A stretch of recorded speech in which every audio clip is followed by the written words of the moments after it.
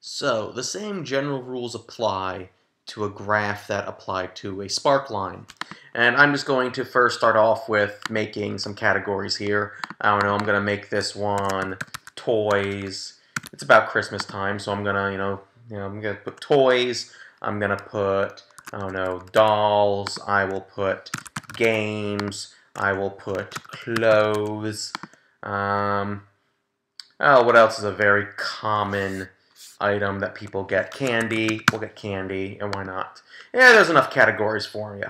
And I don't know. We had what's the other categories we're gonna want having here? Okay, we're gonna say that this is what people bought going up to Christmas. So this will be September. This will be October. This will be November. And here's the people that really waited till the very last moment to get something. So I don't know. There were 10,000 of that. There were 20,000 of that. There were 50,000 of that.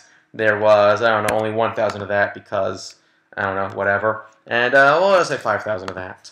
And then I don't know, we'll say 6 and 8 and then I don't know 20 on that because people were getting it while it was fresh and made it all the way to December. Because, if you buy something edible in September, it's going to have to wait 4 months. So, yeah, probably not happening.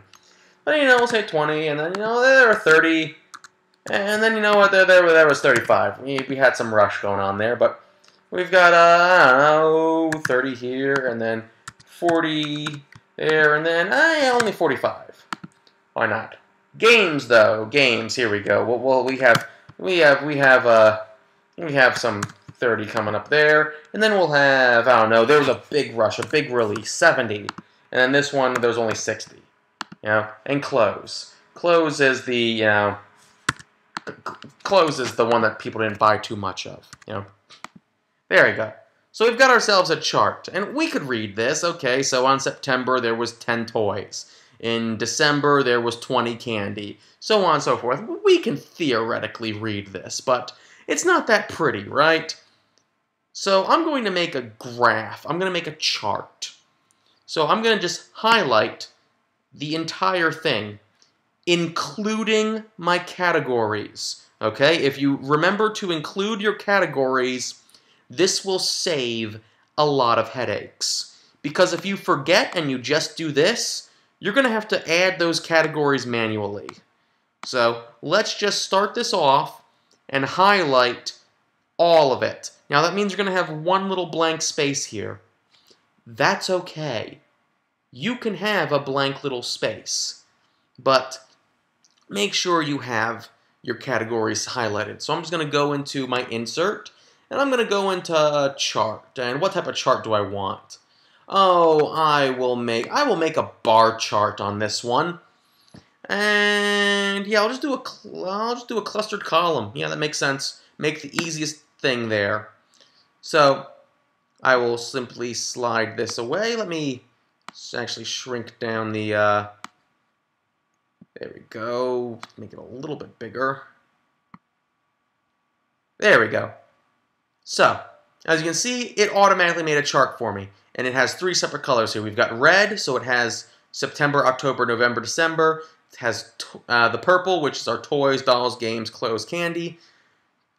And it has the blue, which is all our data points.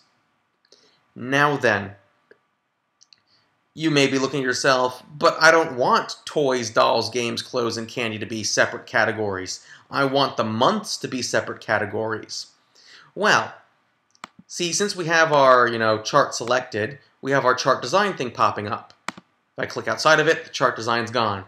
I click it though, oh, there's chart design, it's right up here. There is this nice little thing that says switch row and column. If I just click it, boom! Now September is a category, October's a category, November, December, so on and so forth. And the toys, dolls, games, clothes, and candy are all the separate things on this little legend here. So you can switch it back and forth depending on what it is you want. Also, in this case, you can also hit the select data. So for example, oh, there's the range for toys. I can make sure that this toy range is from this to this, or that dolls is from this to this. I can switch columns and rows. I can go and, show empty cells as gaps, or I can show empty cells as zeros. So if I want to, instead of having it be nothing, I could have it literally be a 0 and have it be a data point. I can, show data in hidden rows and columns if I wanted to. I'm just going to cancel out of all this. But of course, I also have myself a chart title. Now, I can, add a chart element as well, or I can have axes. I can add another axis, axis title, chart title. Do I want no title? I can do no title. Boom, no title. Now it's gone. Or I can go in there and say chart title. Oh, I want it to be a centered overlay. Or, no, I don't want a center overlay. I want it to be above the chart. There we go. Now it's not being inside the grid. I can go and say error table none. I can add a standard deviation. I could add percentages. I could add grid lines. I can add a legend. Where do I want the legend? Right now the legend is at the bottom. I don't want the legend on the bottom. I'm going to put it on the right-hand side. There we go. Now it's on the right-hand side. See, I've moved it. It's all based on what it is I want it to do, just by simple clicks of buttons in this little menu over here. Now, some of you might not have this because, depending on what version you have, the ribbon might be a little different. You might wind up having to right-click the chart itself to access some of this information. That's okay. You can do that. At the same time, I'm going to simply, change the title to, I don't know, example title. And if I need to, I can simply, if I don't like where things are, I can simply click and drag them. I can click and drag this over here, this over here. You know what? I don't like that this is over there. I'm going to move it. Oops. Oh, it's not going to let me just move simply the chart area, is it? Nope. Okay, fine. Yep. So I can move the title around. I can move the legend around. But oh, there it is. Now I can make the chart size itself smaller inside the chart area. And of course, I got these little box on the other side. I can make this smaller, bigger, taller, wider, meaner, faster. However the heck that Daft Punk song actually goes. And we can make ourselves a graph however it is we want. Now, I'm going to just delete this guy, and instead I'm going to show you what happens if you forget to include your categories here. So I'm going to go in here, recommended charts. Ah, yes, I'm going to do a cluster chart again, just because I feel like it. Now then, I see 1, 2, 3, 4, 5 in Series 1, Series 2, Series 3, Series 4. It doesn't know what all this is. But of course, I can go into my select data, and I will pick, then I'll have to pick, Series 1 and say, what's Series 1? Okay, Series 1, that's clearly September. So I will have to, whoops, not move chart. Select data. There we go. So I'll have to select sheet 2. I can select the cell range. Let's see if I do B3. 3 to, let's see if that'll work. See if that'll fix it. Yep, okay, so now, because I switched it and started with B3, it reconnected itself and went, oh, these guys are meant to be categories. I understand this now. So you can do it simply by going into the select data and changing your starting point. You may be wondering what these dollar signs mean. We'll get there next week when we go over absolute referencing. But if this didn't work, let's just say I switch this back to the C3 to start, and I still have September, October, November, December, but I've now lost all this data over here. If I want to, I would have to physically go in and Y values, like there's the name, there's the Y values. I would have to physically go in and start adding things manually in this area for the legend. And while I'm at it, let me just switch row and columns. There we go. So now my legend is the Series 1, Series 2, Series 3. So now if I go in here, now I can, rename these guys and okay, what's Series 1? Series 1 is toys. And you see now it says toys. It doesn't recognize that it's toys, but I had to manually enter it. And I can go in and then say Series 2 is dolls. Series 3 is games. I would have to physically go in and manually change all of these.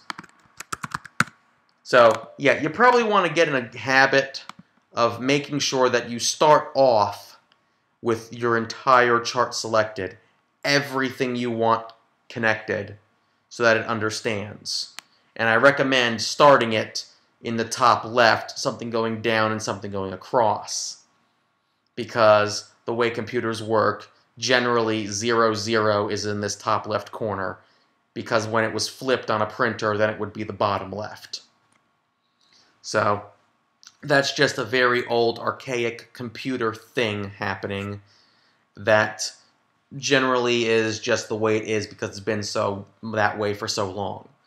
So you want to highlight everything before you make a chart.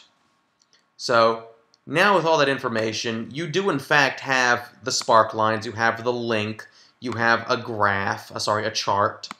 You have everything you need to know in order to make one of these for your own company, for your whatever company you decide to pick.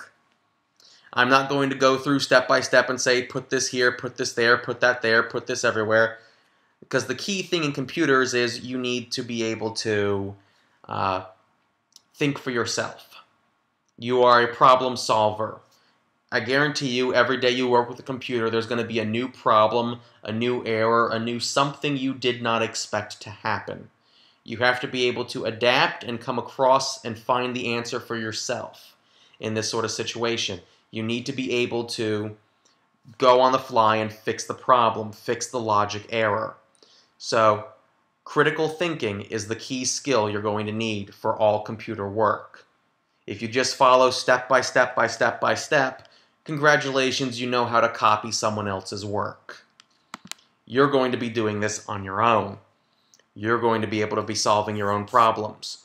That will get you through so much more than simply step 1, click this. Step 2, type this. Step 3, so on and so forth.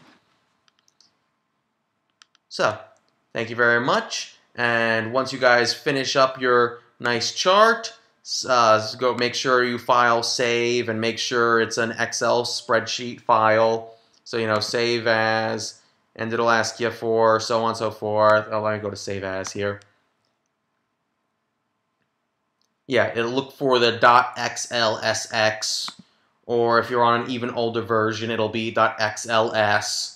But that's just an actual physical worksheet, so I can actually click on things and actually see what you did, be able to see the lines pop up, so on and so forth. I'll be able to see the highlights. I'll be able to see physically what you did, and submit that through for the classwork in the submission file slot. And yeah, come next week, we're going to be working with start working with actual equations in Excel. So we're going to learn how to do math in this project. And not only do math, but we're going to learn some more finance sheet-based stuff.